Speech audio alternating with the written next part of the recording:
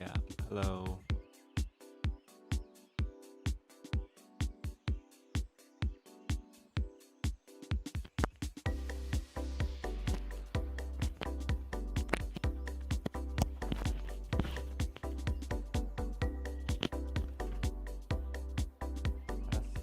That's-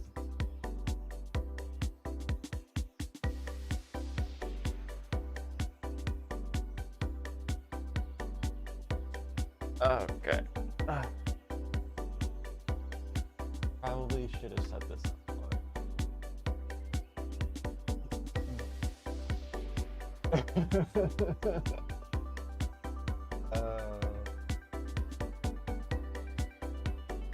Sorry, I was trying to get this new microphone to work, and I should have done that before I went live. How's it going, Miguel?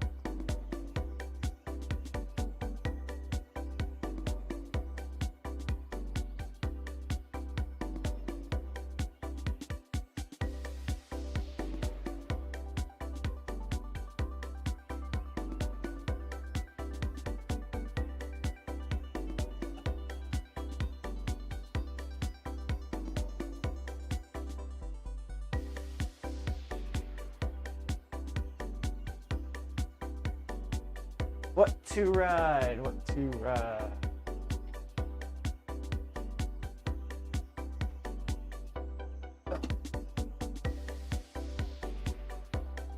Yeah, I think the TT video or the time trial video was actually pretty good. Pretty happy with how it turned out. And it was nice that it was short too. It's so easy to just constantly do really long recon videos all the time. Oh, what do I want to ride? You know what? I was thinking about doing the Alp. Let's do the Alp.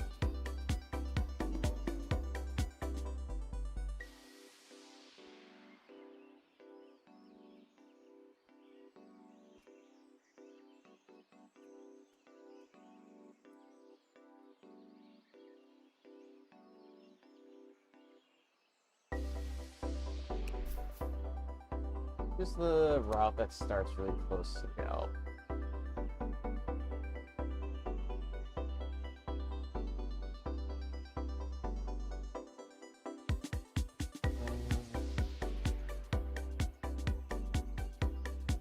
No, it's not Fire and Ice. Road to Sky. Yeah. Let's do that.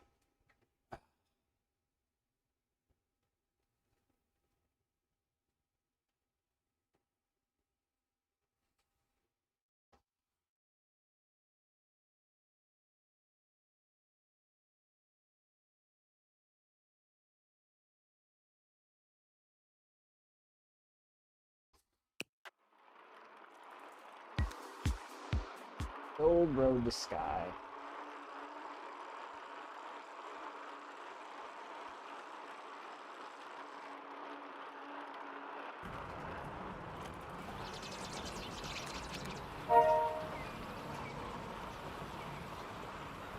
Just a casual Alp.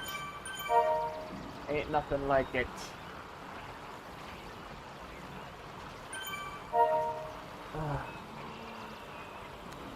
I need to upgrade the TT bike. And I am admittedly really tired of doing the drops. As nice as it is to get all those drops, I'm sick of it. I'm sick of it. And I think I need nearly 2 hours to upgrade this TT bike.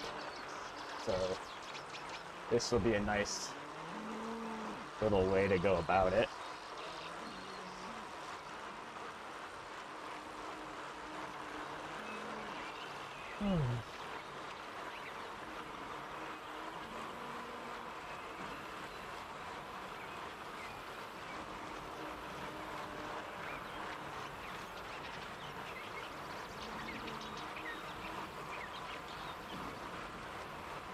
I admittedly wanted to ride outside today, but it's really cold. Oh yeah, there we go, it's true. Hey Silver. Yeah, Silver, I've been seeing you a lot at the what is that, Stoneway Sprint?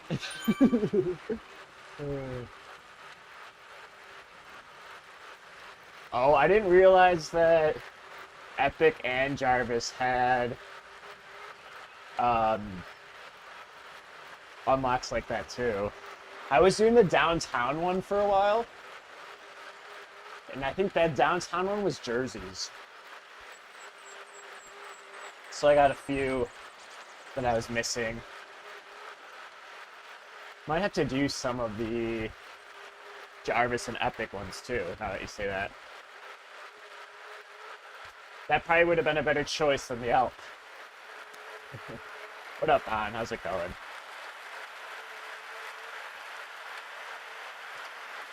Yeah, I thought this would be just a nice change of pace, because, yeah, I've been getting really bored of Zone 2 rides on here lately. Oh, you rode outside yesterday, Miguel? Oh man, you had 3 flats? That's brutal. That's absolutely brutal. That's just when things compound like that on a ride. It always, at least when it happens to me, I'm like, why didn't I just stay and ride in my basement?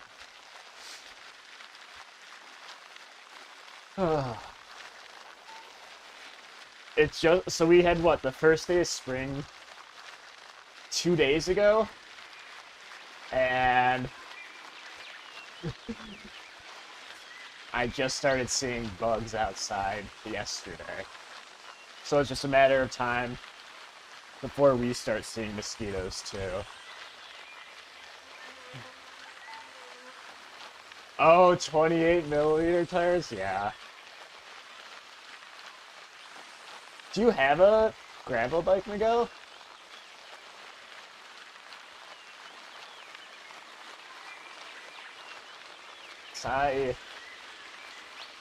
As much as I love riding on my road bike, I can't stand the tarmac around here, and just riding on 28s makes it so annoying. More snow again, Vaughn? Jeez. It is below freezing here, but luckily no snow. I would probably have a heart attack if we had gotten a bunch of snow. Hope I didn't jinx anything. I ride outside in Chicago. Lately I've actually been riding on the Chicago lakefront path, mainly because not a lot of people are riding on the lakefront path yet. Once you get into the summer, it's really difficult. Luckily, they upgraded the lakefront path to split between cyclists and scooters and runners and joggers. So it's at least separated, but there's so many people on it that you can't go on the lakefront path and expect a really good training ride. Oh, in Vermont, Bon? You guys have gotten a lot of snow then, yeah? Yeah, the lakefront path is undoubtedly very nice. It's just not great for training. Once you get south of the museum campus, there's like nobody on the path. So you can do a really good training route on the southern end of the lakefront path. Everything else is way too difficult. It's just not safe. And I don't like to be that guy when I'm riding outside trying to just constantly zoom around people. It is a little boring, Silver. The part that is nice about it, though, which I appreciate more than anything, is the fact that you don't have to stop every block. That is probably the worst part about cycling in any city. Just stopping every block. So at least the lakefront path is good about being able to continue on at a nice pace. I didn't know that you lived in Chicago for a while, Silver. That's really cool. The old South Loop. Yeah, my office is in, like, right by Union Station. So that's, like, the most I go down the loop nowadays. My wife, she went to school downtown at Columbia. So I spent a lot of time downtown in the South Loop near that campus.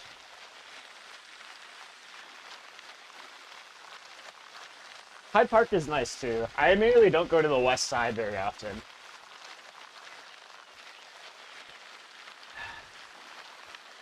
It's so annoying, Bon.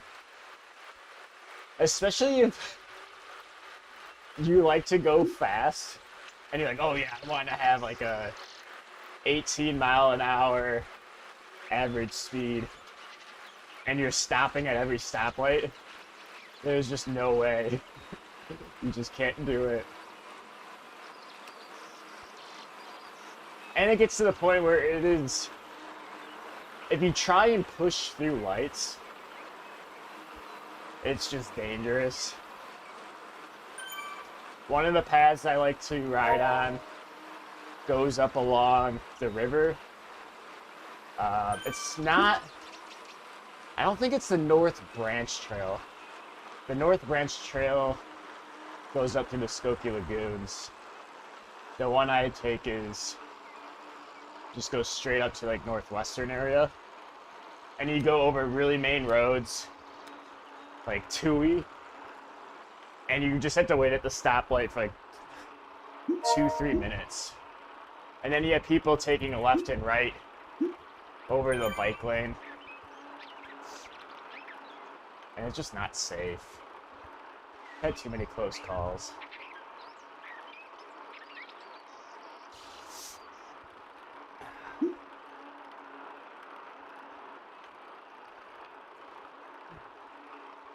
With that being said, I do wish I was riding outside.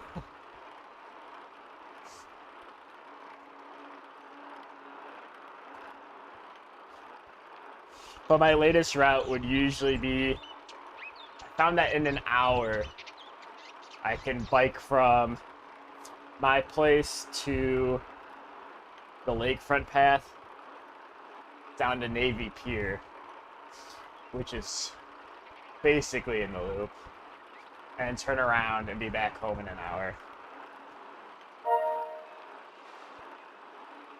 That would be cool, Miguel. You just have to look out for the banana spiders making webs over the path.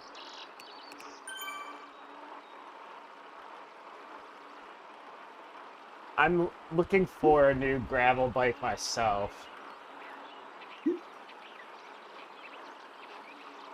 The Busey Woods is really nice, Silver. That's because my sister lives in Arlington Heights, and so sometimes we'll meet her out there and walk in Busey Woods, and it's beautiful. And they have those, is it elk that they have there? There's some deer, big deer that they have there that people feed.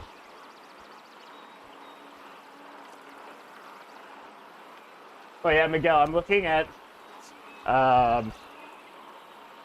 there should be a bunch of new gravel bikes coming out this year. I think the Diverge should be a new one. I think Cervelo has a newer one. And the Cervelo one, I'd have to look up the name again. But it looks like a road bike. It's really cool. Oh. Only 3 meters of elevation. Yeah. I mean, Florida and Illinois, they're like best friends for having no elevation gain. Oh, that's cool, Bon. A custom tire frame. I think the biggest wheels or tires that I can put on my gravel bike's 42. And so I have an old Salsa Warbird, which I think I bought it in 2015. I love it. But it's gotten to the point when I ride it on tarmac now that I run out of gears. So I can't really ride a 2x. Yeah, I mean, patience is always smart with bike buying.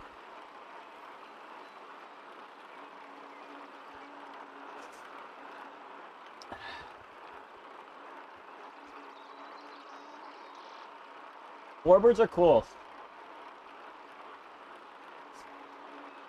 And the Salsa brand in general is pretty interesting. They started off as one of those brands where you could only buy in a bike shop, and now you can get them everywhere like REI. I know the people that own bike shops are a little displeased by that, but I'm happy with their bikes. They've got some cool stuff. I think I'm doing about 2 hours, Nick, so basically until I upgrade this TT bike. So it won't be the longest C2 ride in the world. Salsa has a new bike?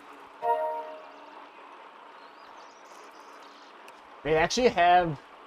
Salsa has this really old time trial bike called the El Go-Go, and I always really wanted to buy it. Let me look up this new bike.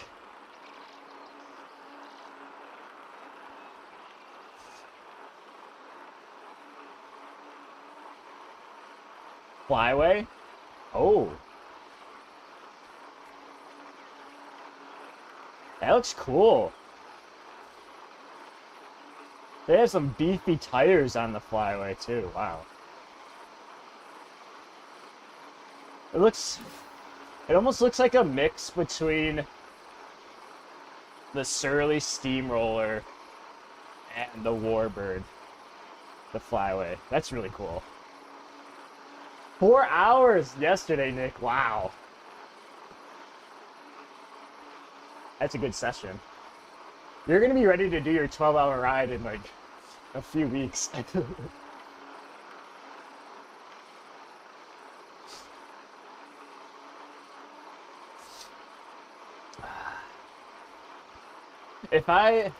So right now, as far as getting new bikes are concerned, I almost got the giant gravel bike,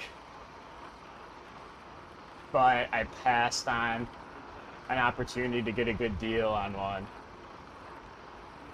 But I'm eyeballing either Cervelo or Specialized. I'm hoping that the new Specialized gravel bike has integrated handlebars, because I believe Cervelo's top of the line gravel bike has it. Damn, Nick. Your endurance is gonna be insane. There are a lot of good deals. And the new bikes come out when? July usually, right? Pretty sure. The only problem is if the new bikes come out in July, I'd probably have to wait until August or September until I get them.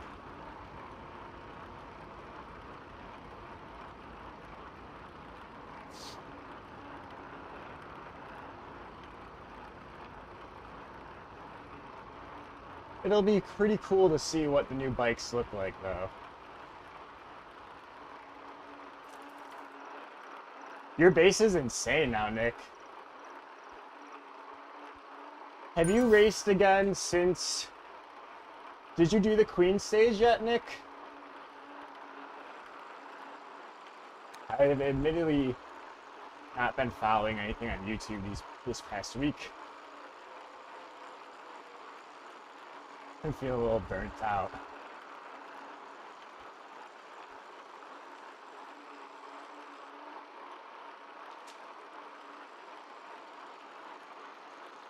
I keep getting annoyed with Exert. I don't know if I'm doing something wrong, but I'm trying to update manual activities with the training stress score, and it won't save it, and it's really bothering me. So you can either race it, what, today, Nick? Or doing the makeup week?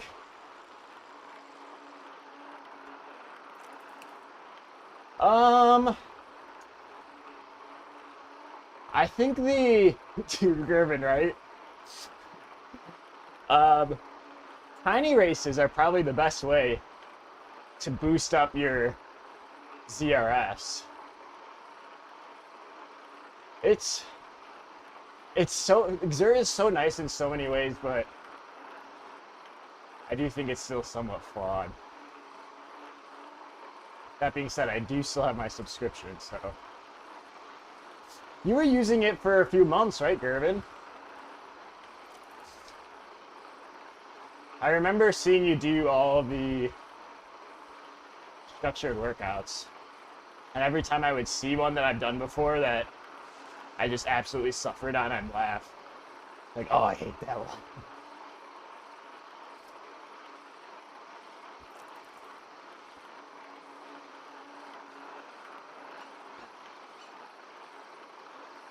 It seemed like you saw some fitness improvements with it, right, Gervin? But it's always a fine line between, okay, am I getting stronger from this fitness program because it's giving me really nice workouts? Or is it just because I'm riding more? The lack of recovery on Exert is pretty insane. Cheers, Bon. Have a good one. Yeah, it like never gives recovery days on Exert. Pretty comical. Yeah, Artini, I think you're right. Doing crit races will boost up the ZRS. Oh yeah, Garrett, I'm jealous of your cycling infrastructure. I remember watching one of your videos about I think it was just a random outdoor ride. And I remember asking you, like, oh, there's no e-bikes. Because in the States, whenever I see someone with an e-bike, it's a big, huge, chunky thing with a massive battery. And you're like, oh, actually, most people have e-bikes. It just looks like a nice commuter bike. I got so jealous.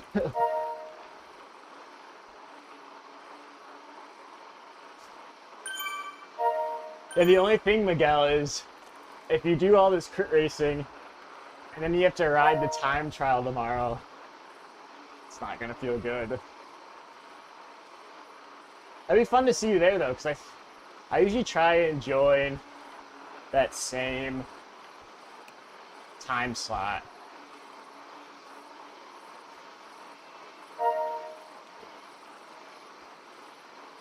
That being said, I'm considering doing more races outside of that advanced time slot. So I find it just impossible to raise your ZRS.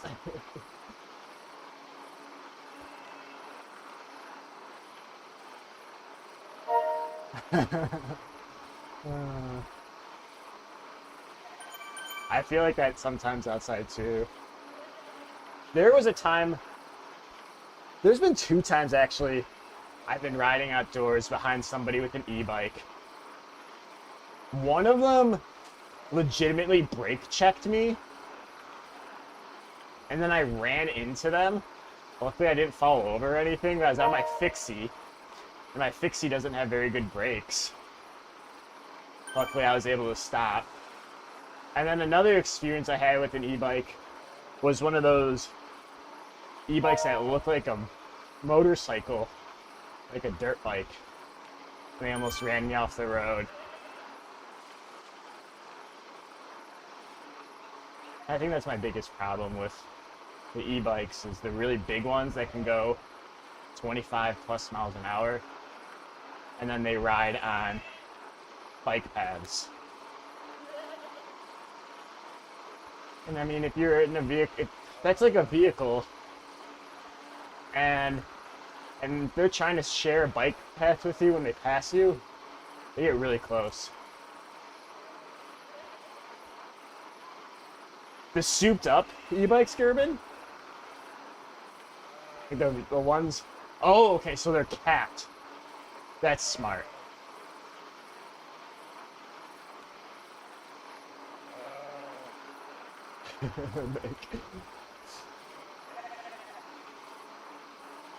Boomers go boom, it's true. Actually, not that many older folks, at least in Chicago, ride big e-bikes like that. It's actually a lot of young kids. I was out in the suburbs yesterday. What up, Mark? I was out in the suburbs of Chicago yesterday, and I saw a lot of young kids, probably 13, 14, on e-bikes that looked like mopeds or motorcycles. And then they're riding on the sidewalk.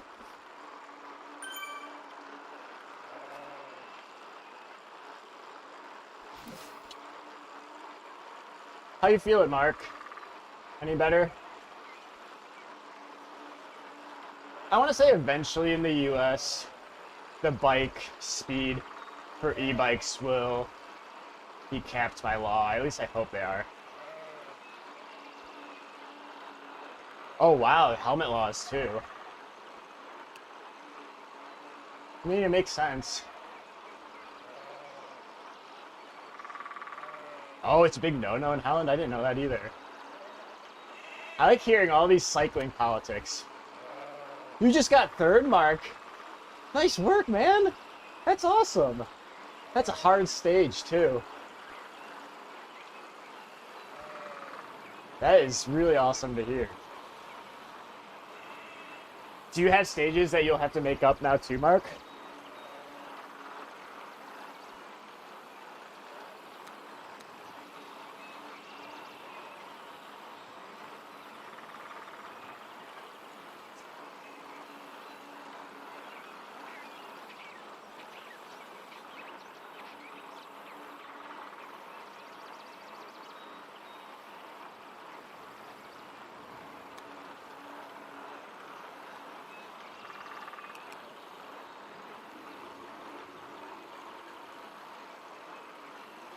Victim blaming for the helmet on. That's crazy.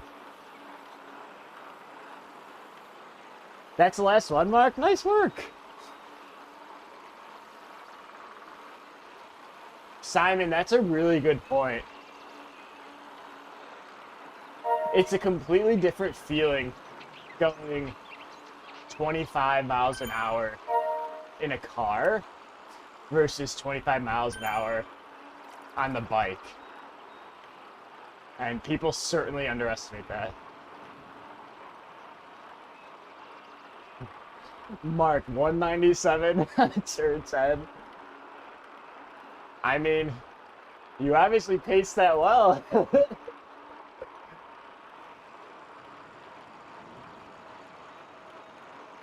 You get yelled at for not wearing a helmet.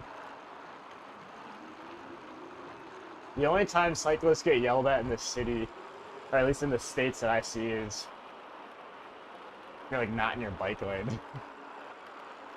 Or some people do get really mad when cyclists go through a red light, or they don't say passing.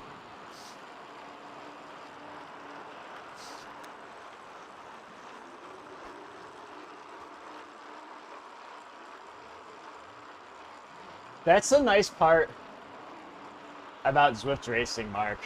And that's why I think racing is so important to training. Because when I'm in a structured workout, I don't really have that extra gear to push as if you have a chance on a podium and you see that and you get that rush of adrenaline to push harder to get top 3. I don't think that can be simulated.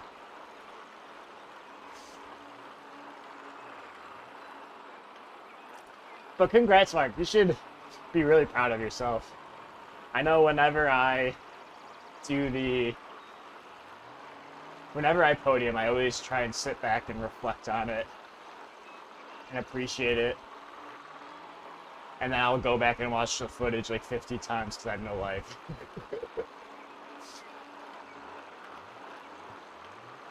What up, postage? I'm doing about 2 hours today. Nothing too crazy.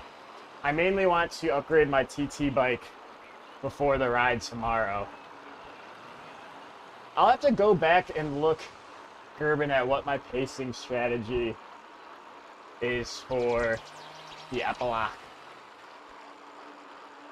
Because the video that I made this week, I never actually made a pacing strategy for a time trial before. And so in my video, I went over the process of actually doing it. And I figured I could then convey the pacing tactics in the route recon. It was a very interesting exercise, actually. But it's only a 6-mile time trial tomorrow. It's really short. So it'll be pretty fast.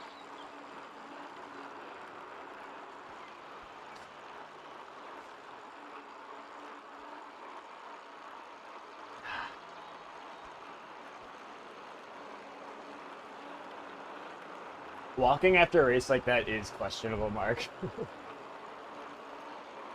It's so true.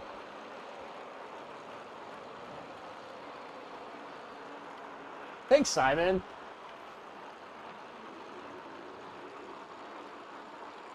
I really appreciate that.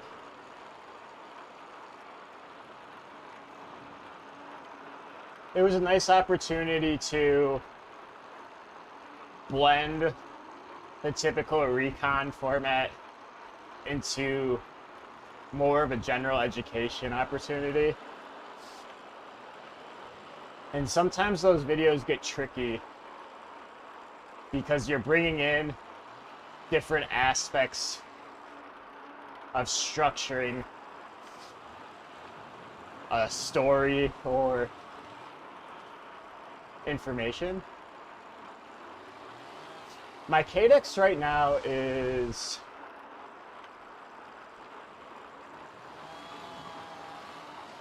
I can't see.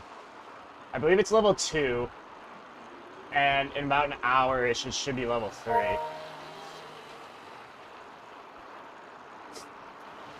The Cadex actually levels up pretty quickly compared to the Project 74 that I've been leveling up.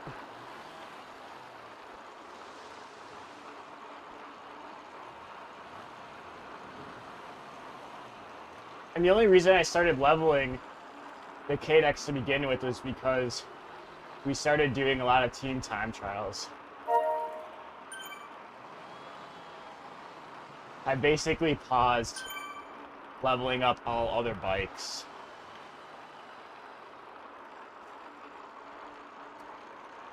Oh wow, these two guys have ridden 75 miles. Or this guy's ridden 75 miles. That's a lot. To you, Gerben, I know. The halos are absurd. The reason I chose at least the Specialized to level up is because once it's fully upgraded, it is technically the fastest bike on flats. So theoretically, I would at least use it in a race someday. But it is so expensive. It's actually insane.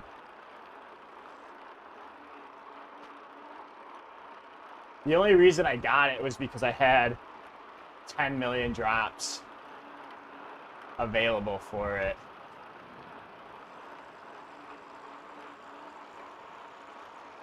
It's crazy how fast the Project 74 is. But I think I have the KDEX at level 1, not even level 2 yet.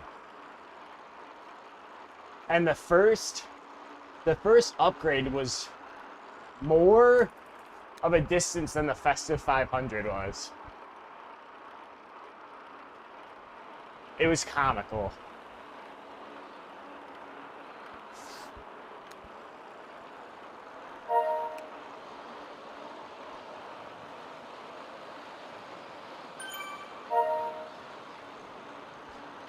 I never thought I'd say this, but I'm having more fun on the Alp than drop farming.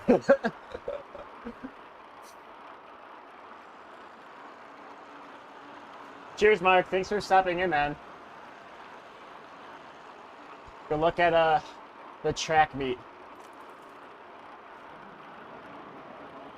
I don't think it's possible to upgrade to ride every course before racing.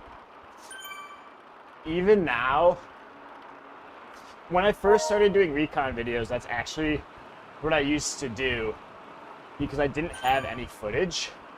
So I would ride it, take down a bunch of B-roll, and then make a video of it. I didn't feel like that was very helpful because you never know how the pack is going to react.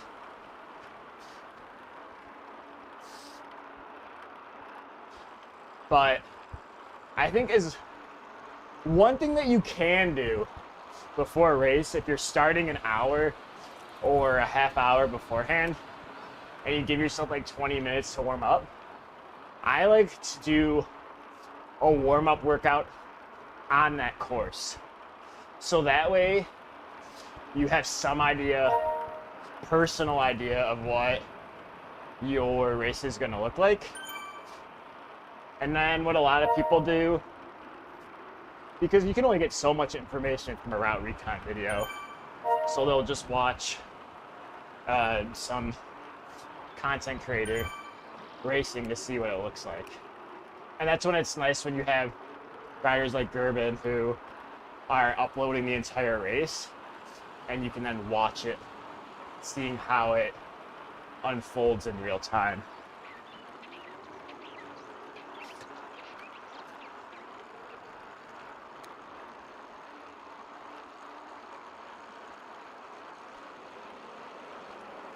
Yeah, I think the KDEX you unlock at level 20. So this is there was one other TT bike that I was upgrading for a while. I think I got it to level 1. It might have been a Scott bike. I'm not sure. Yeah, and that's a good point, Gerben. Zwift Insider has essentially all the profiles. And these 20-minute races, you can argue. The tactics are always the same. unless you're an extremely specialized rider, your tactics are always to do as little work as possible. And when you get to a filter point, which in all honesty is somewhat rare, unless you have courses like Zwift Games where you have a really intense high kick.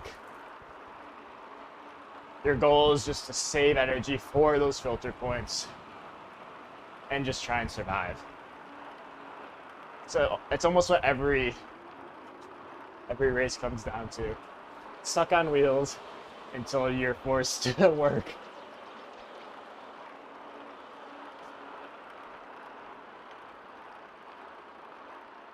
Gerben's climbing rhythm is elite.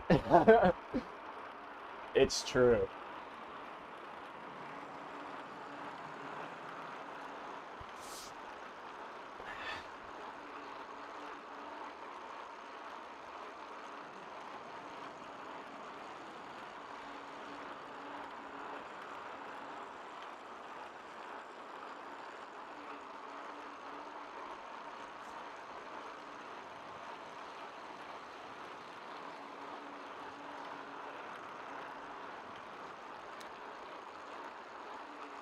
We're only at bend 11.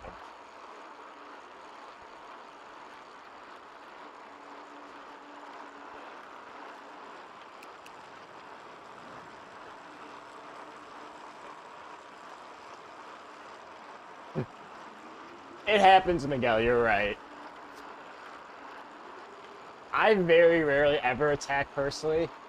You do sometimes have to stay with the pack when they make a move.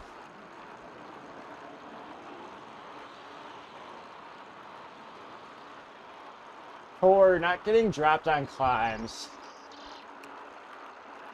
the biggest power and time to focus on would be 5-minute efforts, I would say.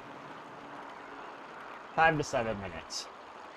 Adam and I both had really good success with focusing on 5-minute efforts. Putting it in perspective, a 5-minute effort is your petite KOM, and Box Hill's another 5-minute climb. Usually in your Z racing events, that's the biggest climb you're ever going to see. And that's because Zwift wants the Z racing events to only be roughly a half hour. That way riders have 15 minutes to warm up, half hour to race, 15 minutes to cool down. Oh, Nick, that's awesome. I appreciate you using some of my B-roll. That's very nice.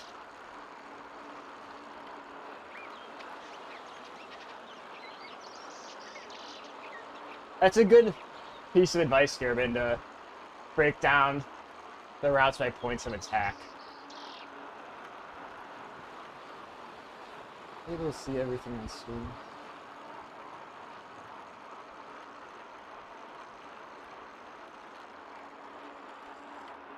Check this quick.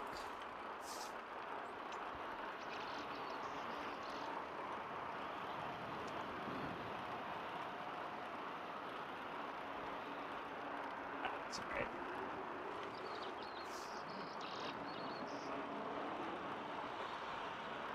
Yeah, stage 5 of Zwift Games was not nice time-wise. I do think for fitness, it's nice to integrate longer races like that at least once a month. It does a lot for your fitness. And it can make the 30-minute races a little bit easier. But in all honesty, being really good at 30-minute races and being really good at an hour plus race are two different skills.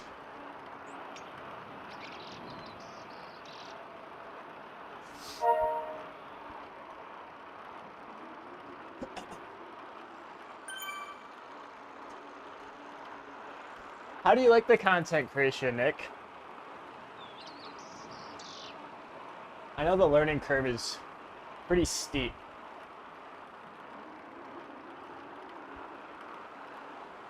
Riding alone, yeah, it's tough postage.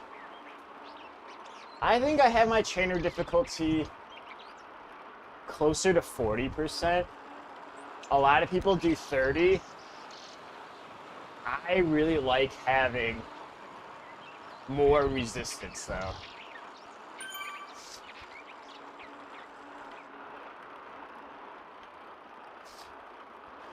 Yeah, Miguel, I agree. 45 plus minutes is, it's hard to, well, I was gonna say it's hard to adapt to, but if you're already racing hard 30 minutes all the time, it'll be pretty hard at first, but adaptations come pretty quickly.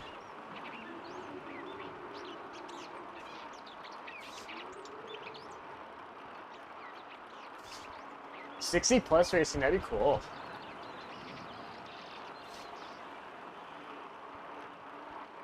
Ooh, silver, that's a good point. A and B races having more laps than C and D. Having that option would be very interesting. The only problem I see with it is, at least for advanced in the summer, I'm almost positive that the pens are going to be like 20, 30 people. So you probably can't really split it in the summer, but in the winter, I think that's a really good idea.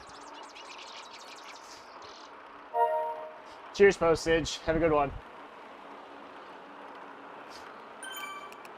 Nick, that's the time allocation needed for work,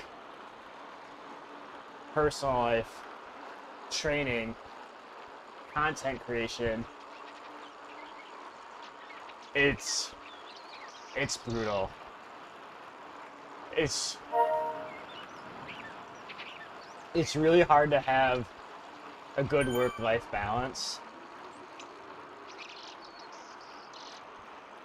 Especially when you're first learning and everything takes so long to develop video-wise.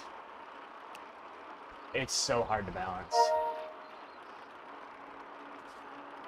To me, as long as you're putting out content that you're happy with and slowly learning new things, that's all you can do.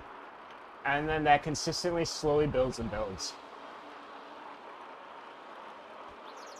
And yeah, and your editor not crashing. That's a big one. Mass starts, I agree with you, Gervin. I'm admittedly pretty worried as to what advanced racing will look like over the summer.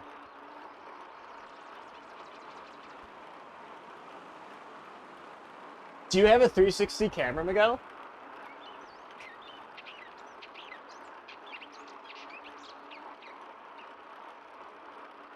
You know what has felt like mass start races lately?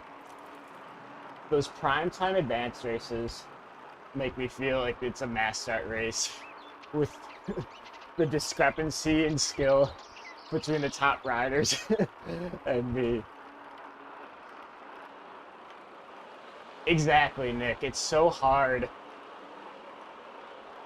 It's so hard to find the time in endurance sports to be able to focus like that.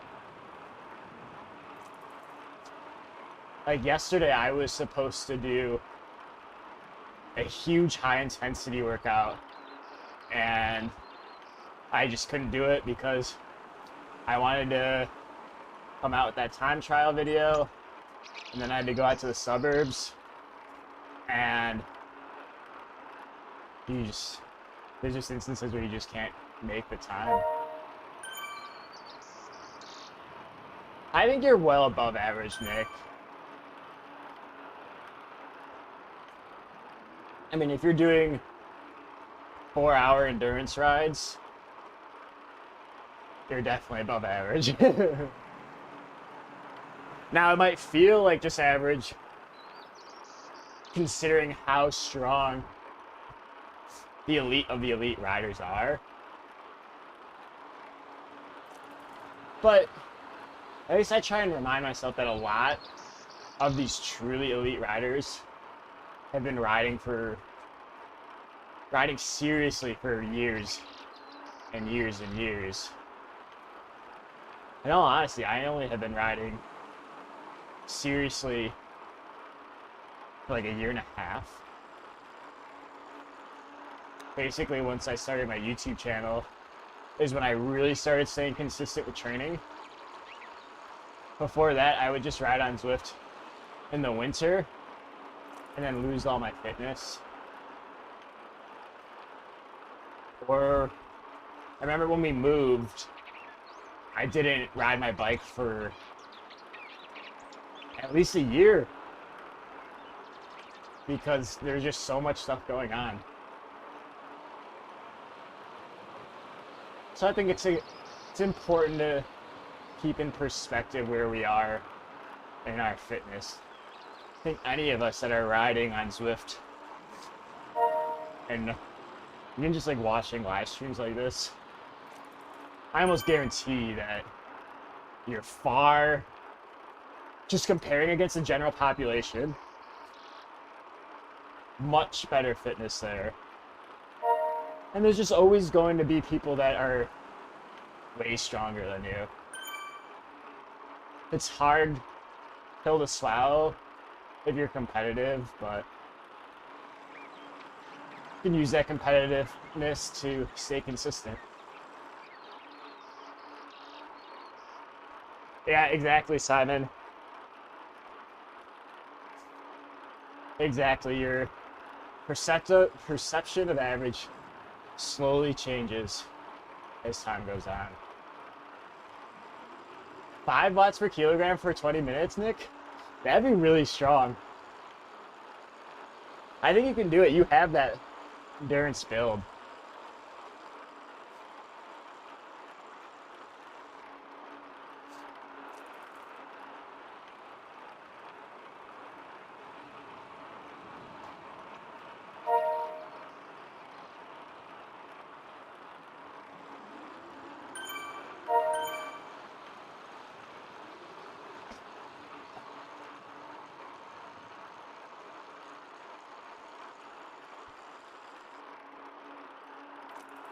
What are we at, turn 7?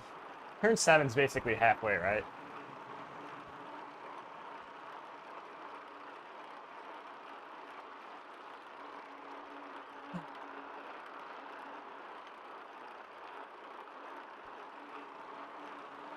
I think my best 20-minute is 4.4.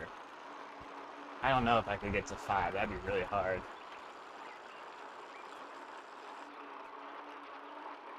It's true, Gervin. I always try and remind myself that comparison is the thief of joy. It's such good advice. But every time I say it to myself, I feel like it never helps.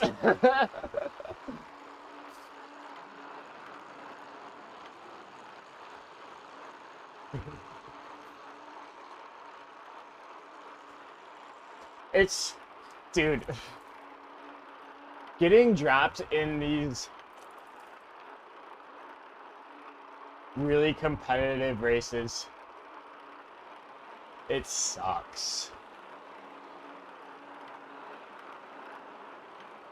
It sucks. Oh, the Dutch corner, that's what it is? That's cool, I didn't know that. That's really cool. You know, mountaineering is one of those, I find mountaineering in general to be so fascinating And maybe that's because in Illinois you just have no mountains. But I've always wanted to do it. Just being able to look up at a mountain and be like, I'm gonna go up there. And you do it. That just seems like such a gratifying achievement. It's like literally climbing a mountain. Comparisons like a GPS should guide you but not take over. Yeah. That's really good advice too, Miguel. That's extremely good advice. It reminds me of The Office where Michael Scott drives his car into the lake because the GPS tells you to.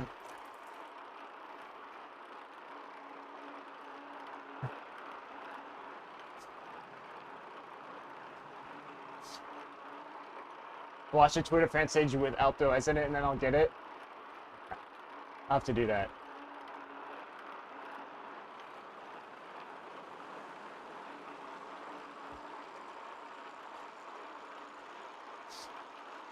I watched recently the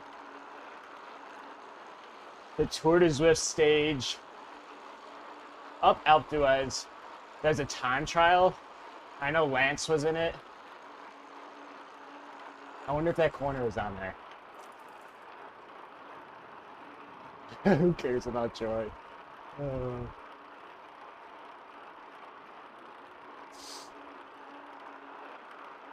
Yeah, comparisons. I think it's really important. Even in just content creation as well. I find that it really drives me to try and get better. Simon, I did not watch it yet, Milan San Remo, but I'm going to try and watch it today.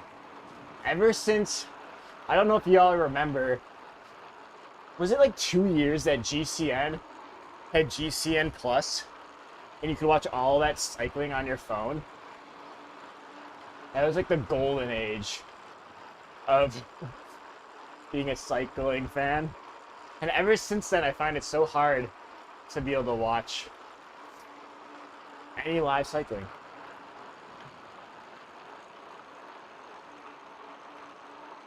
I think it was Discovery Plus pulled the plug on GCN Plus.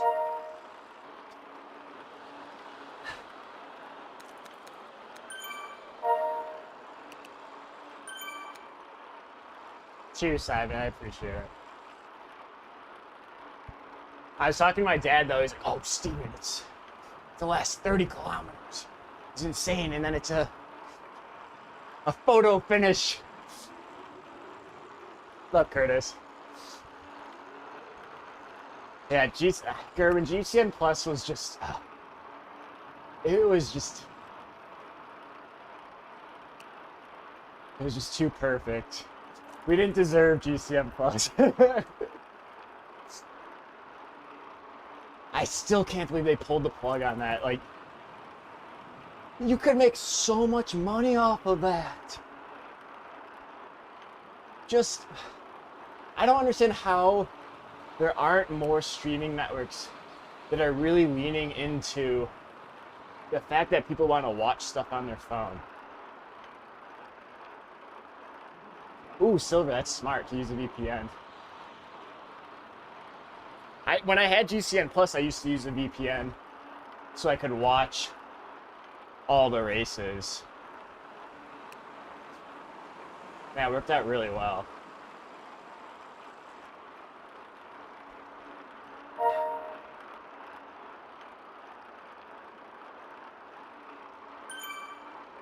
Appreciate it, Curtis, because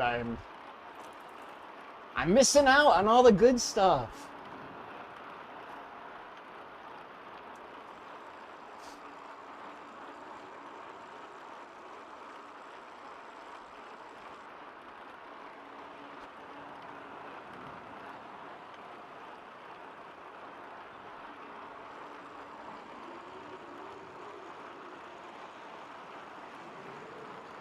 Oh, they did, Gerben? That's probably why they got rid of it then. Even bigger paywall. So shisty. All anyone cares about is money.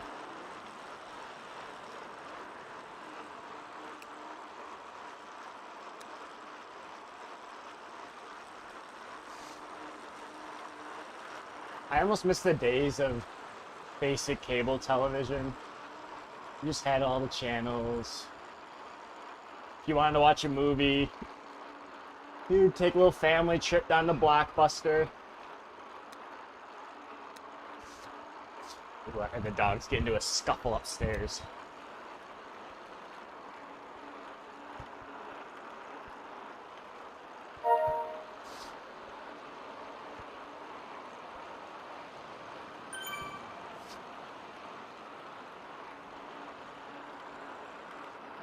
Bruce gets in trouble.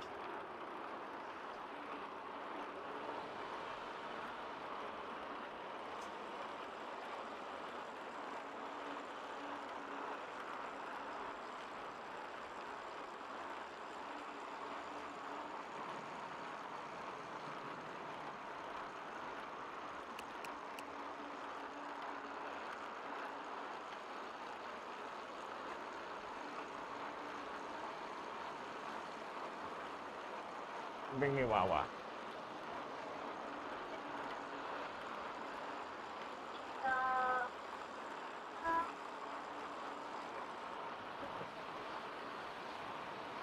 Oh, brisket. A whole wrap? Chicken?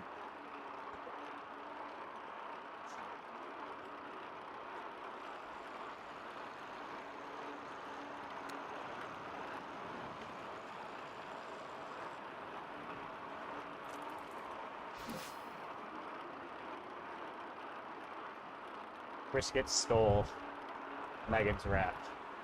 Oh, nothing. Yeah, tell him how it's Yep. invite me over and then call Mama. Brisket's in big trouble.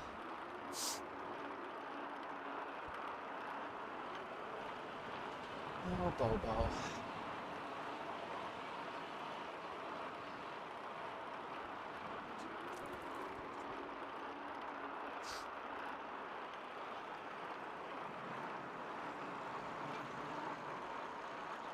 Oh yeah, this is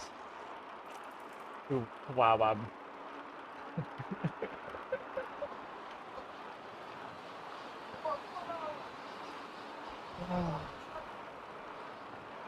Dogs, I tell ya.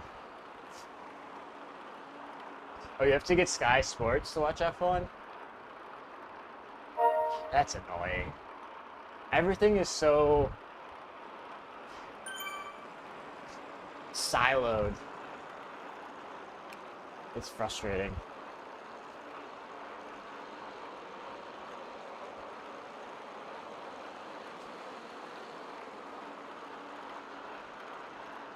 Oh, at her first scent detection class? That's cute. Oh, waffles.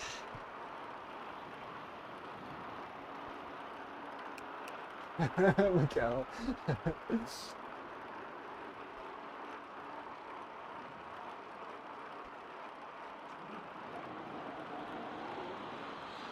Yeah, we actually did a lot of scent training with Brisket as well. We have a little kit. He's really good at it. He really likes to work. But now Brisket is on our... Brisket's a little troublemaker today, so... I can't wait to see how his GI system reacts to eating a whole chicken wrap. That's gonna be fun.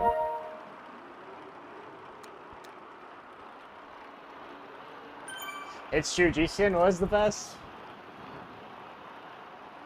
Amazing 2 years. Like, the commentators on GCN, phenomenal. Like, the best commentators in cycling.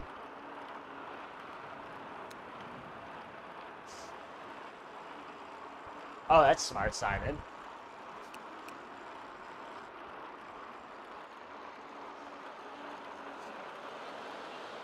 I gotta get back in my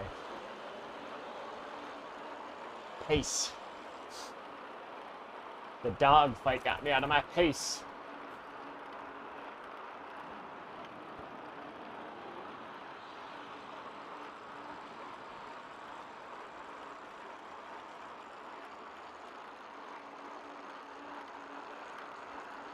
Oh, I've never heard Full Bike.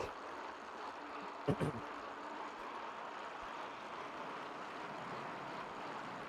have to check that out too.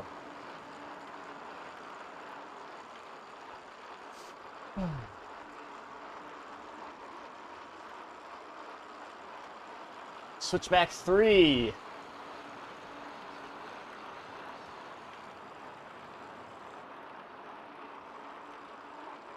Oh, you like the announcers not on Flow Bike? Yeah.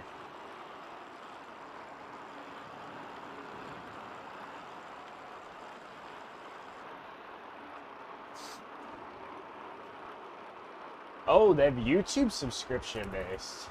Interesting. That's pretty smart, honestly. I wonder if YouTube and YouTube TV will ever do some sort of integration for that sort of thing. I could see it. It'd be nice if there was a subscription for YouTube TV that also included YouTube Premium. That'd be a really interesting option. If they don't have it already.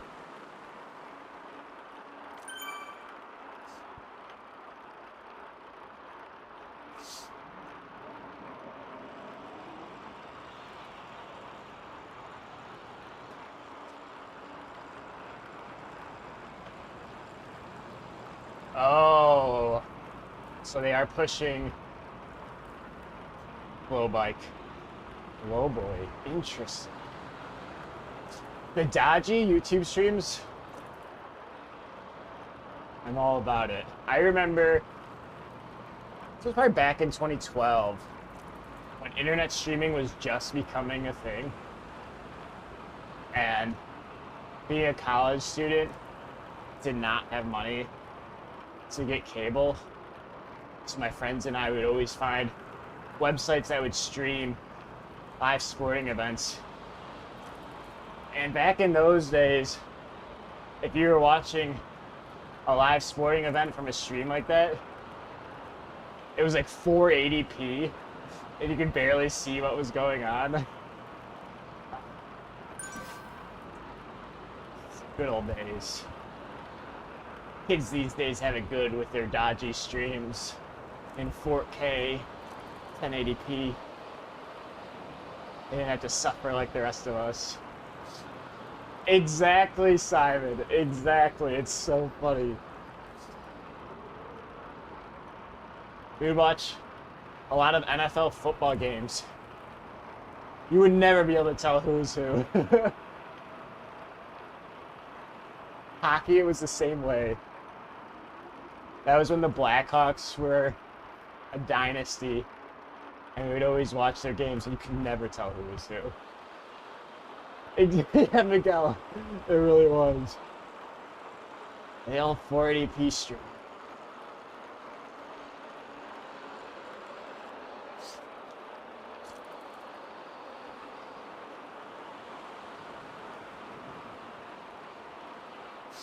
You gotta love it.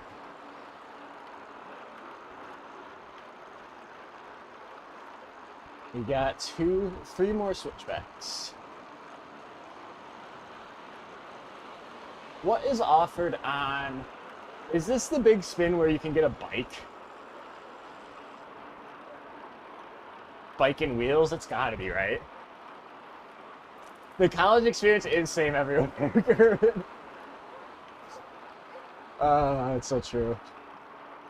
Yeah, that's when torrenting was a big thing too. Oh, yeah. Although I believe torrenting is becoming very popular again.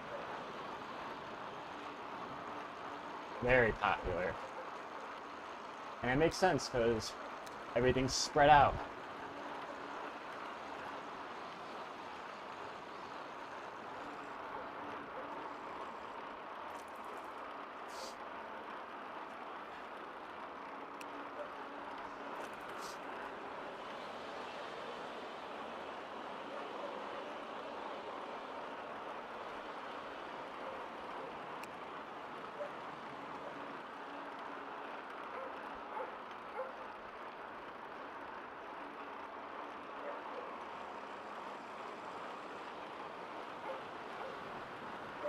Now, for colleges globally, I know in the States, for college sports, like college football is such a huge event.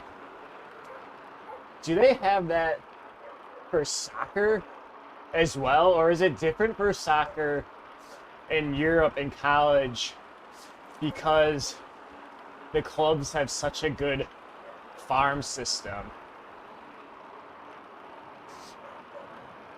I've never thought about what sport, like if sporting events in college in Europe are on like the same level as far as popularity watching it live. I have to imagine it is. We are almost there. I gotta say, riding the Alp just in like a casual zone 2 pace is really nice. I like it. So you don't have that in the EU. Oh, that's a bummer. So, okay, so no in football. What about like basketball and stuff? Huh. I mean, speaking personally, I never really liked college sports that much. But I don't know, like March Madness? Oh. Even if you don't like college basketball, if you're just a fan of sport and you're watching a tournament like March Madness, it's just exciting. Huh. I never thought.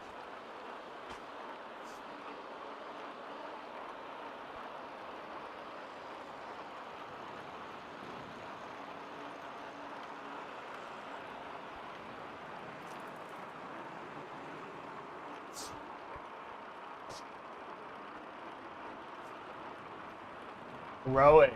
Huh. Is that called sculling? There's a high school that I live right by, and they have a sculling team. And they have a really nice indoor training room for their sculling team. It looks really cool. I will say it is very abnormal in Chicagoland to have a high school with a sculling team.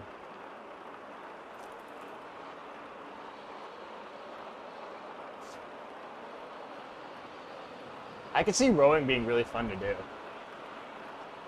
Oh, so it is just purely known as rowing. Okay.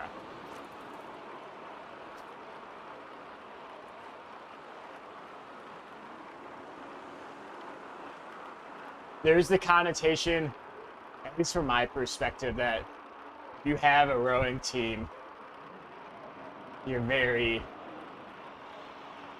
high class in terms of establishment. It's very much a sport with a high barrier to entry and just not much popularity, which is disappointing.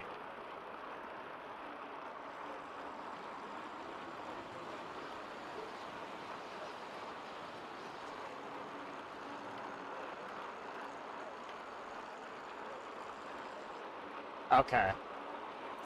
And I guess I'm the only person that calls it sculling.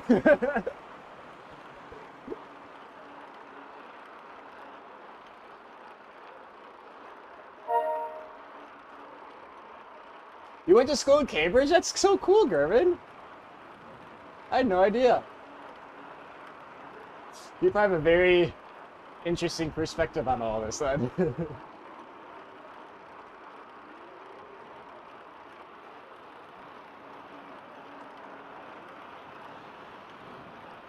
Crew this, crew that. Ah, man, this is funny. I'm thoroughly enjoying this conversation.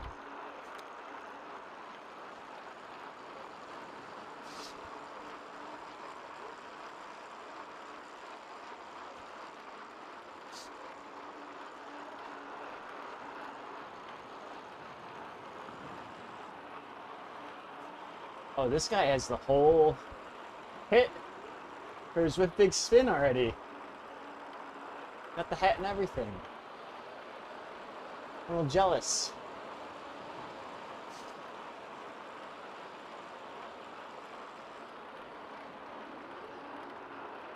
Nice. So that wasn't too bad of a pace. We're gonna be at 64 minutes. It's not too bad at all. I do wish I was climbing real mountains right now. But hey, take what you can get. When we get to the top, I want to see my TT bike is in terms of upgrades.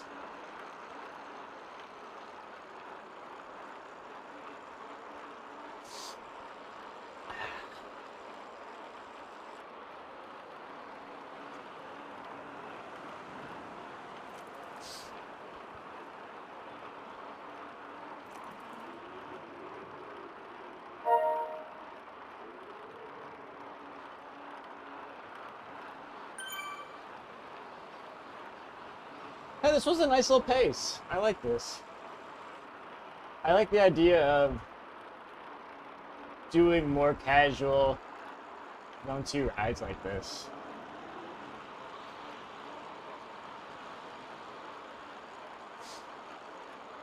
And we're on the Cadex Tri disc wheel. That's like the worst climbing setup you could possibly have.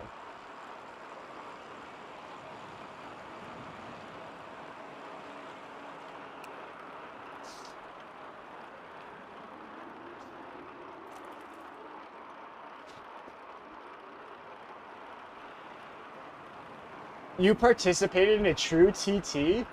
Dude, Irvin, that's intense. How was it? That had to have been both painful and surreal at the same time.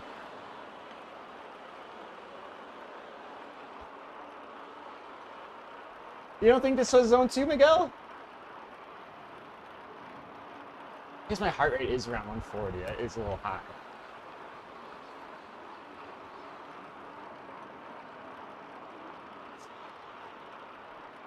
They forgot to tell the townspeople at the summit? Oh no. It's a bold strategy.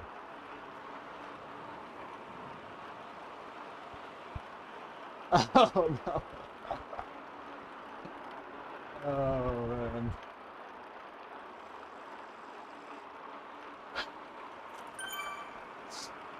Lots of angry French people. And that's something I would want to mess with. Oh, that's funny.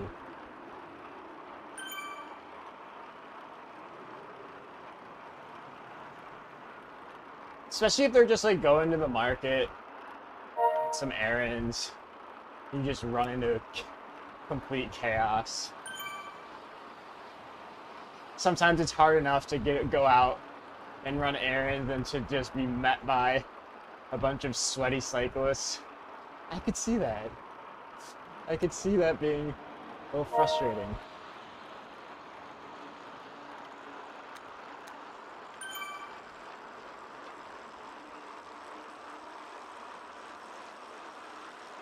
Yeah, this is probably exert level Zone 2.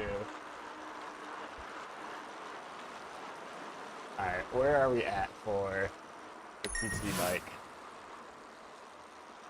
Oh wow, you can get a lot of bikes here. Wheels.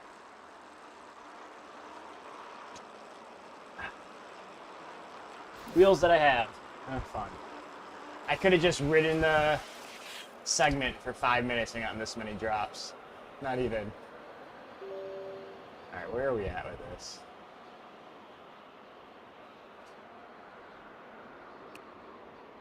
Oh, we're pretty close. 25 minutes or so. Yes. Wow.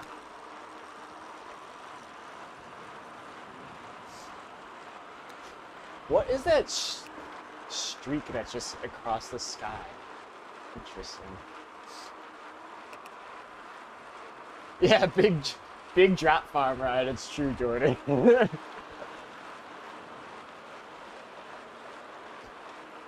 It really puts in perspective how ridiculous the Stoneway sprint is for farming drops.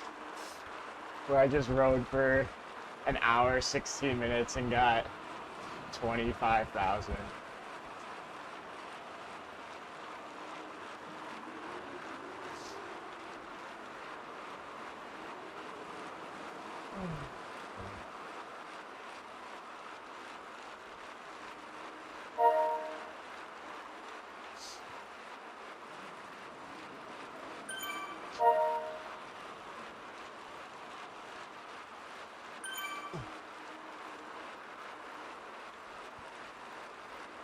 Oh, there's not too many climbs. Jordan, I would do the same thing. I did that on Friday. I was gonna do an hour and a half of Stoneway, and it was so nice out. I just rode for an hour outside.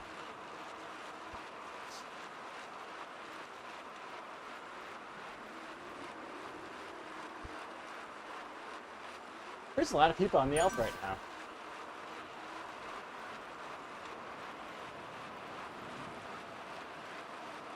That's the nice part about the Alp. There's always people on it. When you do, is it Mont Ventoux? There's just nobody on that. You're just riding solo for 2 hours.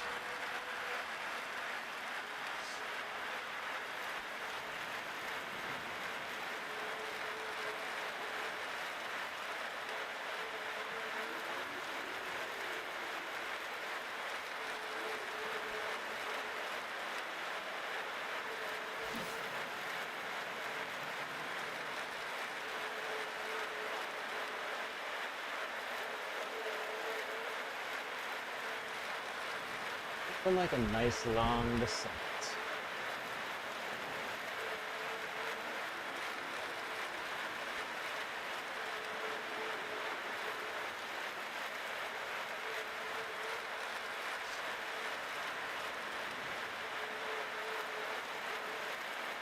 Is it also a ghost town IRL?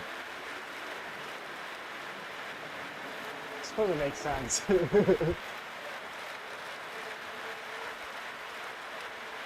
So, I presume that if you're riding the Alp IRL, you tend to want to get there early in the day before it gets super busy. The only experience I have with anything like that was when we did Mallorca trip last year. And I think it was Capde Formentor. There's like a lighthouse.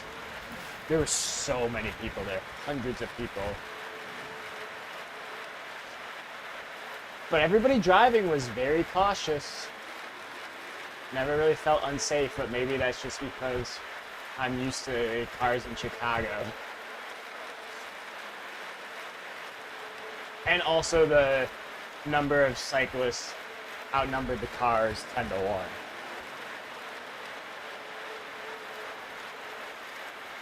But descending around a lot of people is scary. Oh, so you're saying for Ventoux, don't bring your disc wheel?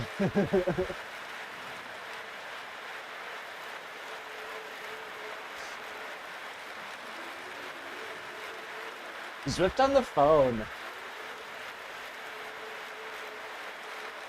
I remember during... Oh, Dalton, that's awesome. I hope you have a nice trip. I think the weather is supposed to be pretty cold. But if you need like recommendations for places to visit food-wise, let me know. It's a nice town. And the public transportation's pretty good. Hopefully you don't have to deal with too much crap with TSA. I've heard that's been a little bit ugly lately, but I'm sure it'll be okay.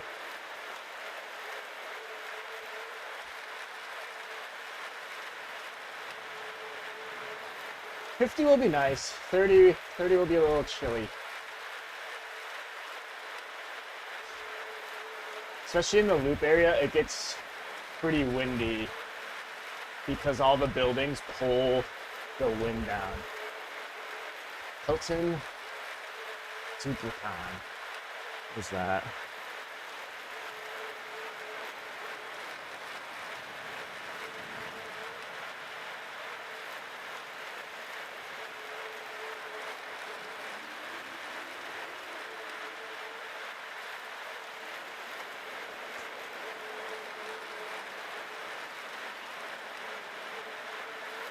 Duplicon. What is Duplicon?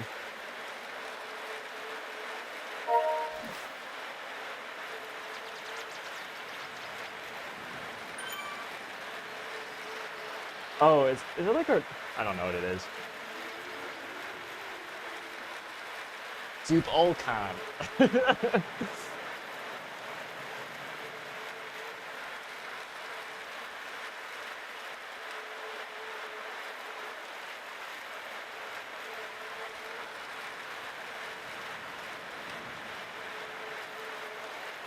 Oh, it's for like web professionals? That's cool.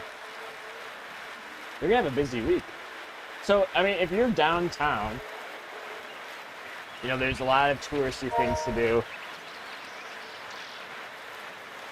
The biggest thing that people will be telling you to do is go see the beam. You can see it. It takes like a second. It's not very fun. The Art Institute is right in the loop. That's really cool to go to. The museum campuses are all pretty close by. Those are all really nice. I don't eat much in the loop, so it's hard for me to give really good advice on food in the loop. But if you have the opportunity, I would say try and get out to the neighborhoods. There's way more culture in the Chicago neighborhoods. My favorite, personally, I mean, Lincoln Park is pretty nice. It's pretty busy. There's this Armitage area. It's off of the Brown Line. That's really nice. That's close to Lincoln Park. They've got some really good food around there. There's this, honestly, if you're able to go to the West Loop. Oh, so you'll have some really good advice, Dalton. I think largely the best food is in the West Loop. There is a really good series of restaurants owned by a company. It's called Hog Salt. They have some of the best food in Chicago. I think they have a really nice steakhouse in the loop. What is it called? It's really hard to get reservations at. So if you go to the Armitage area, there's a restaurant called Armitage Ale House. That's really good. If you're in the loop, there is Bavette's, which is a really good steakhouse. There is this somewhat hole-in-the-wall, I want to say it's barbecue, but it's more meats. And it's this place called Green Street Meats. That's in the West Loop. It's so good. There's a lot to do. I would say if you get the easiest place for you to go to if you're staying in the loop, you gotta at least just go to the West Loop. There's really, really good restaurants and nice shopping. And then most of your time won't be spent traveling. To me, the best pizza is a place called Pequod's. That's a little bit further north. It's closer to the Armitage area. You probably need to get a cab or something there. It's, I think, the best pizza in Chicago.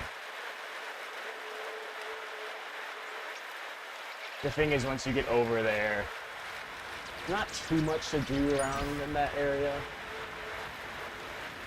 Dude, Nick, yeah, when you do your 12-hour ride, you could probably ride to Chicago from Rockford.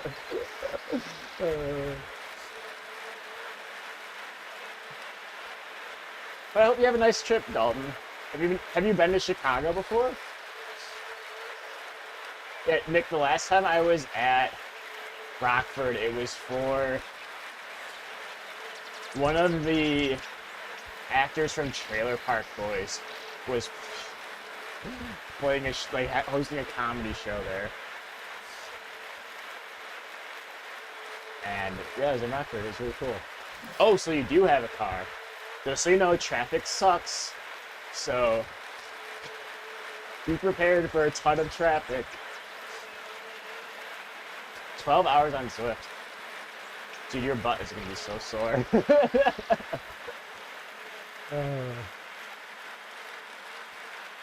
So if you do have a car, Dalton, and you guys do want some good deep dish pizza, I would say check out Pequods, Peaquuods. And then if you're like really feeling zesty, you could try and get a reservation at Armitage Ale House. It's really quite close to Pequods. And then once you're at Armitage Ale House, you could walk around that area. That's fairly close to where DePaul College is. Very nice part of the city. But definitely start with the West Loop. That'll be the easiest. I think the Cubs start playing next week too. Doesn't baseball season start next week? Yeah, on Wednesday?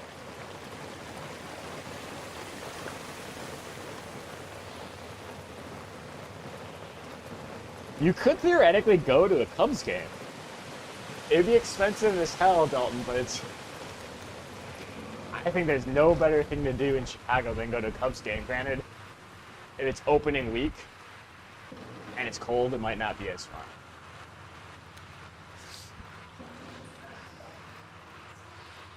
And it's insanely chaotic in Wrigleyville.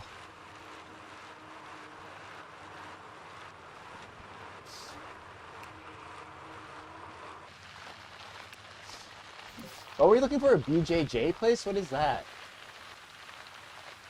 Oh, okay, so you won't be able to catch a Cubs game. That's okay.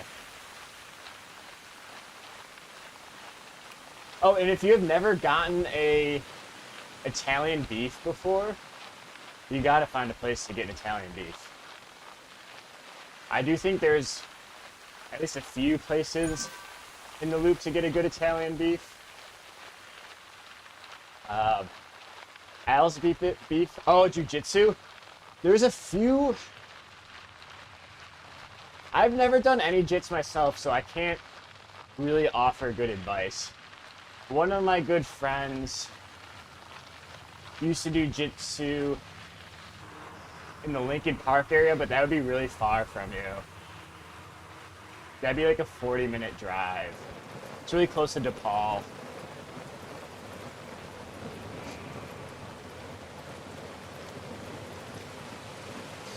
Yeah, that's true. Dealing with the sweaty sportswear is not always fun, especially if you're trying to travel light.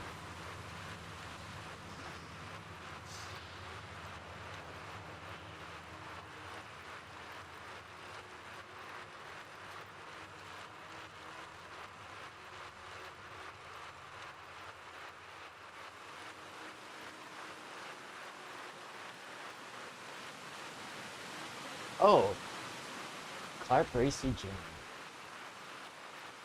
That's interesting.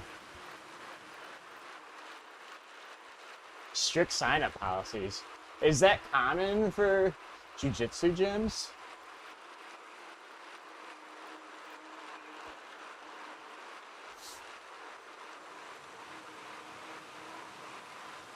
Now I'm all excited about the baseball season starting up. That'll be fun. I used to be able to get a lot of free tickets through my work, and I haven't been able to do that the past few years. Makes me sad. I used to go to 10 free games at least a year. Oh, limited space. That makes sense. That makes sense. I think jiu-jitsu is actually pretty popular in Chicago as well. I think they have a really strong scene.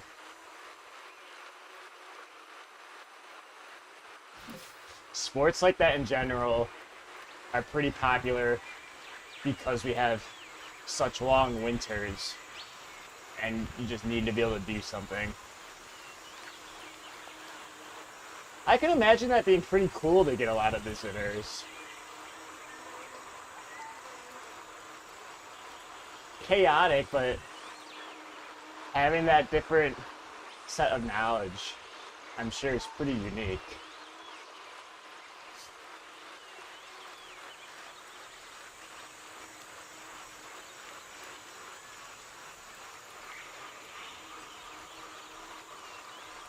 I'm starting to get hungry now. I've not had any carbs.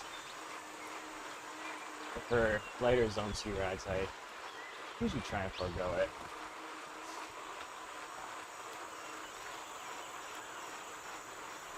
Exactly, Miguel. Gotta stay warm somehow.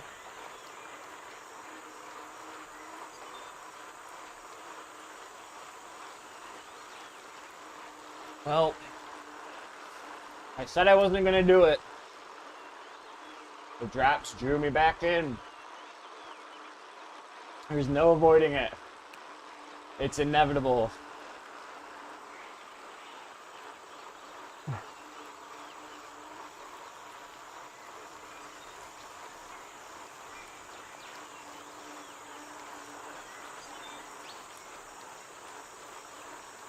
Folding clothes with people inside. Quite funny, actually.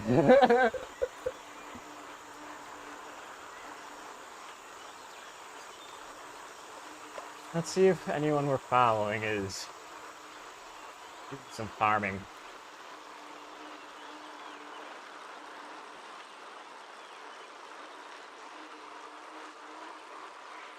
I do need the drops. After the stupid 25,000 drops for climbing the Alp, I'm perturbed.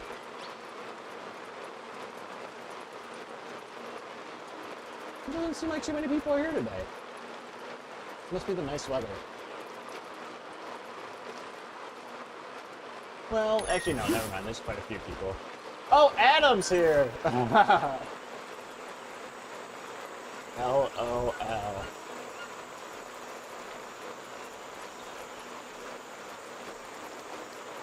This segment ain't big enough for the two of us, Adam.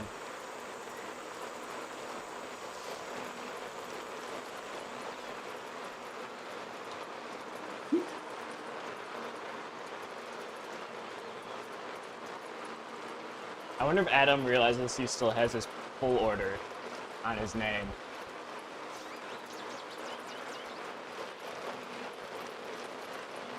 The 360 studio keeps crashing. Uh-oh. That's annoying, Miguel. I'm sorry to hear that. That's no fun at all.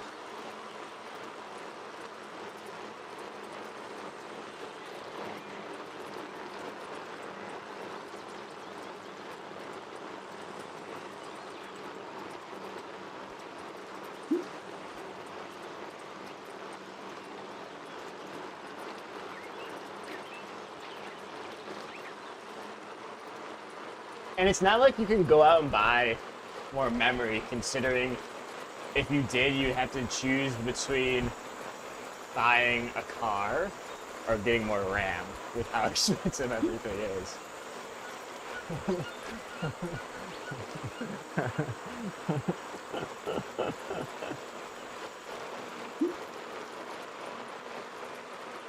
That's too funny.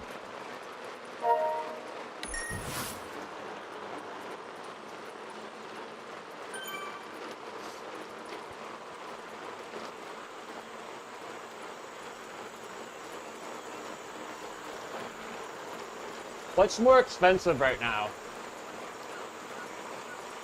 A barrel of oil or 64 gigabytes of RAM? The ultimate question of scarcity.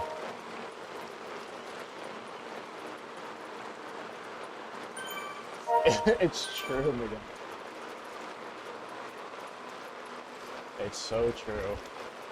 I wanted to get more memory for my PC, but I couldn't bring myself to do it. It's so expensive.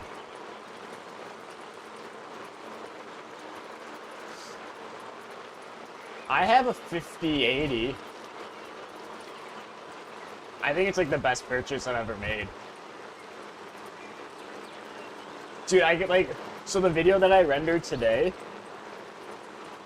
which is a short video, it was what, like 6 minutes? It took like 45 seconds to render the whole video. It's insane. And when I have like a 20-30 minute video, it renders it in a few minutes. It's the coolest thing ever. The only thing is I want to be able to do more gaming on it. Cheers, Gerben. Thanks for checking in, man. It was nice to catch up. I just wish I could be doing more gaming. Just don't have time. Ain't got no time.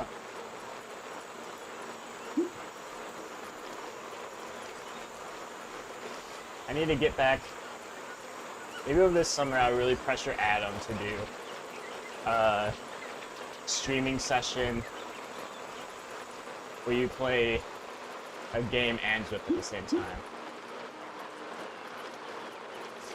The 37's a really good card. That's actually what I had before Dalton. It's a great card. Quite frankly, the only reason I got the 5080 is because my friend had an extra Founders Edition.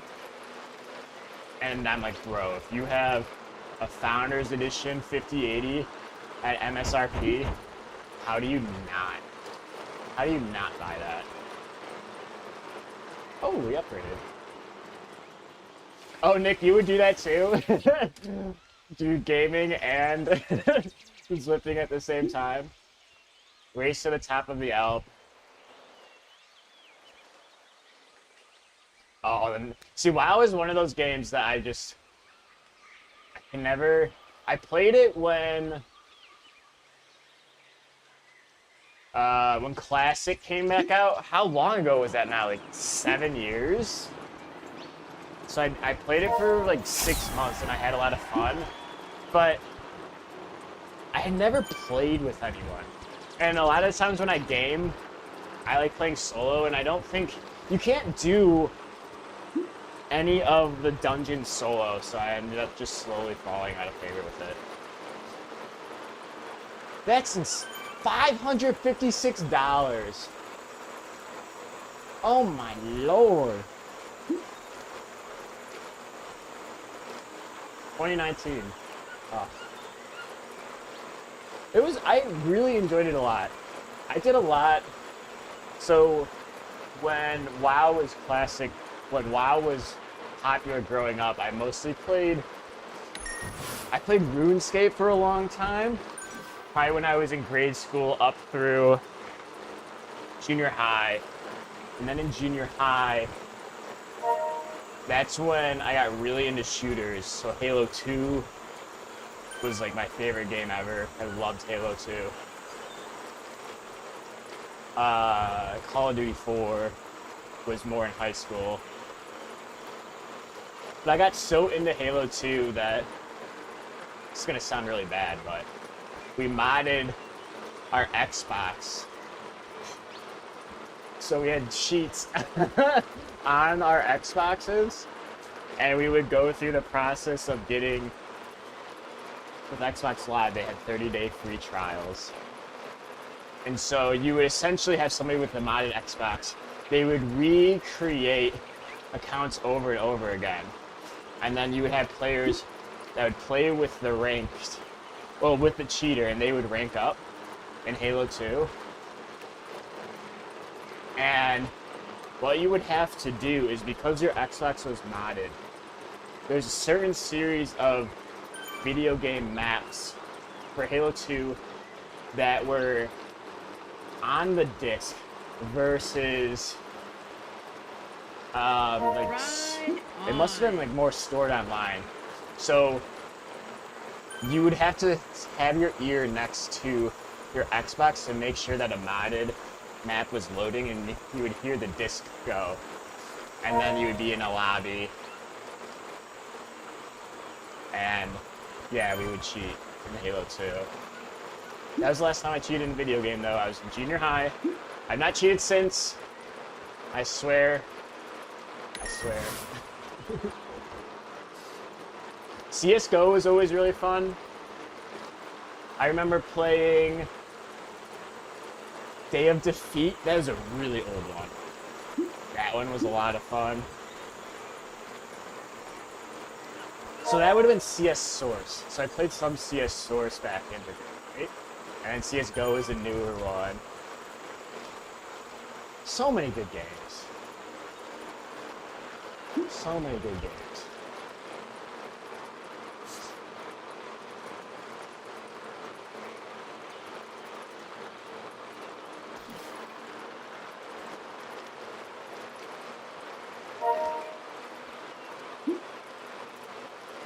Camera zoomed in on me. Uh-oh. How do I fix this?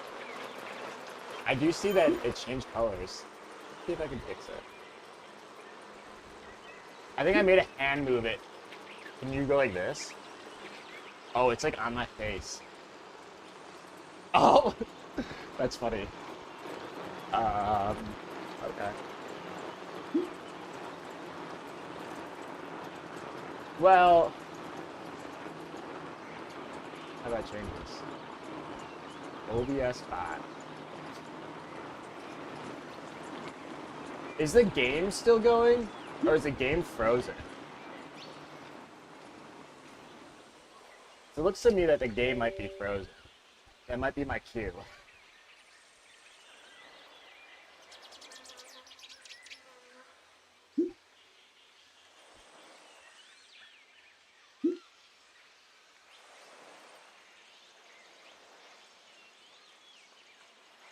Okay.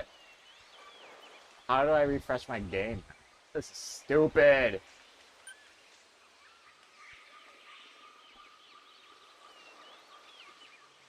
I probably have to just restart it. Well, I'm kind of done anyway.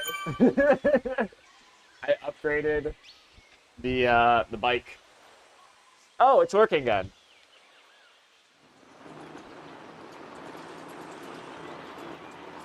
It's just strange that the camera is just moving now. It's cool, but that's not really what I want.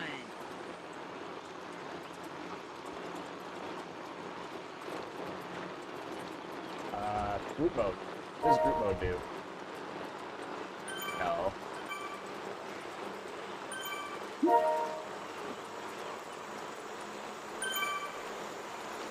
Maybe I just have to turn off, so I do single body and then just turn off auto framing. There we go. We're figuring it out.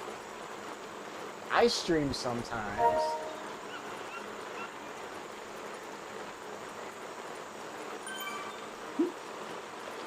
Ooh, which pedals and shoes did you get, Dalton?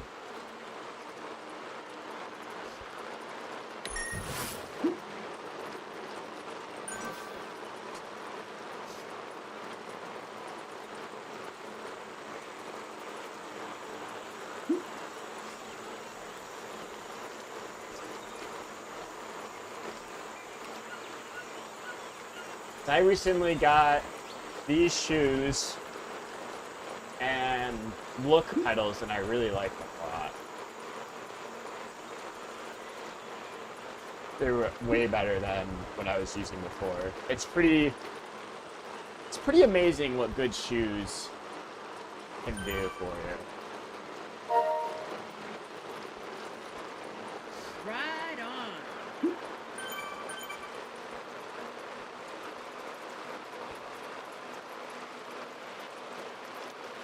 Lake CX 178. Oh, and Shimano mountain bike pedals. I have Shimano mountain bike pedals, and I love them. I really like them a lot, so that's definitely a good choice. Alright guys, I am going to call it a day. Not the longest Zone 2, but because I want to do that time trial tomorrow, I don't want to ride too hard. And we have it upgraded another level, so hopefully, I'll be riding that TT tomorrow. If you're interested on some time trial tactics, I did release a video today that covers how to pace for a time trial, how to develop a pacing plan if that's something you want to do. Otherwise, in my recon, I essentially tell you where to push above your FTP and where to come off the pedals. So if that's interests you, you can check it out. And I think Adam released a Flamme Rouge racing video that I'm going to try and watch today. That could be fun. But I appreciate everyone checking in on just a casual Sunday. I have to do some more of this. You know, normally I would flex, but this was so chill, I don't even think we have to flex for this. But appreciate all of you. Hope to see you tomorrow. God willing, we'll be racing. Cheers.